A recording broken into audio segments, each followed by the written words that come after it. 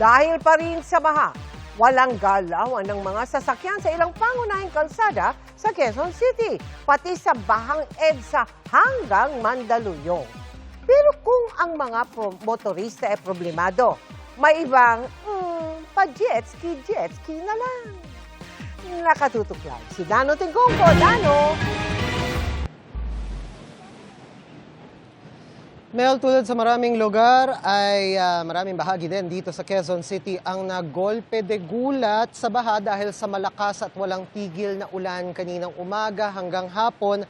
Kasama na rito ang pwesto natin dito sa bahagi ng Araneta Avenue malapit sa Del Monte.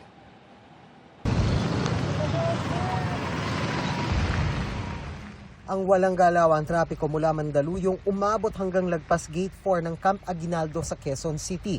Ang sala rin, ang bahang itong nilikha ng ulan mula pa magdamag.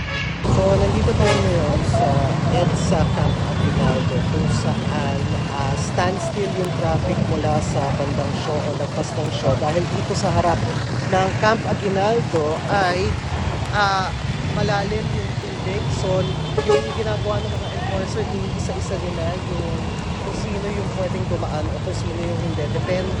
Depende yan sa kung kaya ba ng sasakyan at tumawid kasi merong iba na tumirik. So, yung ibang mga motor din, hinahalin-hinan para lang sigurado na walang tumirik na sasakyan at matikan ng traffic sa malalalang traffic na sitwasyon dito sa EDSA. Ang mga enforcer nagtatawag na ng sasakyang kaya at gustong tumawid sa baha. Tinatraffic sila sa kung saan pinakamababaw. Walang gustong sumubok nung una sa takot na tumirik. Pero nang may naglakas loob at nakalusot, sumunod ang iba pa kaya kahit papano nabawasan ng mga tenggang sasakyan. Wala ring galawan ng mga sasakyan sa bahagi ng Quezon Avenue na malapit sa South Triangle dahil sa baha sa kalapit na Sergeant Esguerra Avenue at Panay Avenue. Sa Mother Ignacia Avenue naman, minuto lang ang binilang bago umakyat at halos maglagpas tao ang baha. Sa Summer Avenue sa Barangay South Triangle, bumagsak ang bahagi ng kisame at roof deck ng isang kondominium. Wala namang sugatan. Binaha rin kaya hindi madaanan ang bahaging ito ng NS Amoranto Street at G. Araneta Avenue. Ang pickup na ito, bubong na lang ang kita. Ang ilan pilit lumusong sa baha. Ang iba tulad ng rider na ito walang choice kundi maghintay kesa sumugal ng tirik.